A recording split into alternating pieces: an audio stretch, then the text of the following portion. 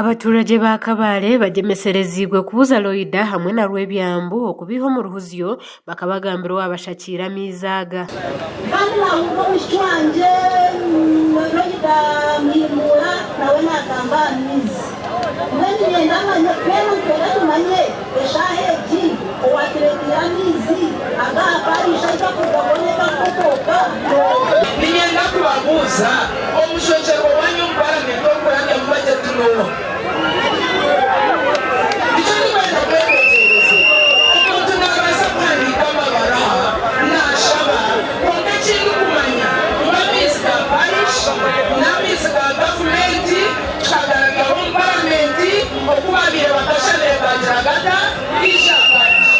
Honorable Loida Charukunda nuko koreka empapura heziyashabire hamizaga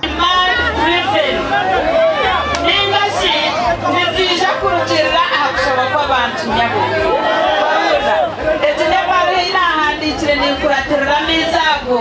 President Museveni akaraganiza Father Felix 2014 wachura 2022 kwezi kwa Mushanjo 2015 nahandikira Ministry of Water and Environment nikuratirira mizago agu President yaraganizoha Father Felix.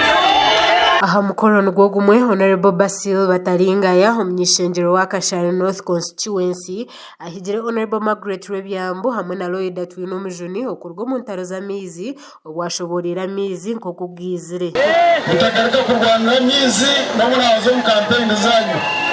amizi niga Father Felix Kagasha ngabandi kansara twija na General Angina argura rubindi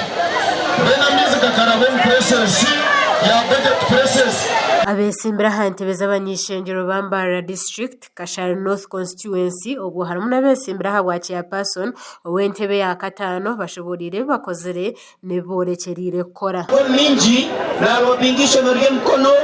ina na shabiro wa president abindu kugambira ishomerye mkono tujaha batwire appointment bwana na mka president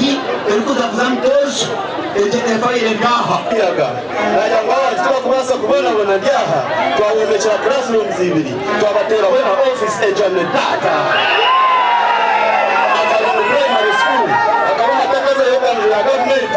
najangwa mudaganeza ejo tshengara kakubaho twawomekera basirikiri abanza babishakara kuri nabashakuruza n'amabandi najangwa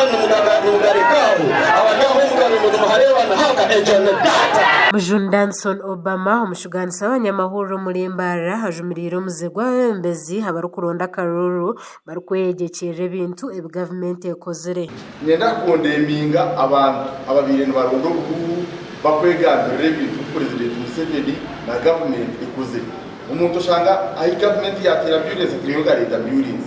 ahi government yondeshiriwa ratindesirwa kurondera karuru hamwe ho muri Mbara district kwirizo bariyanye mwabaziyo kando yesimbire hati ashemeye kuronda karuru wenka ateshangira umwanya nubwo gumwe na nabandi gaike ahita takashitire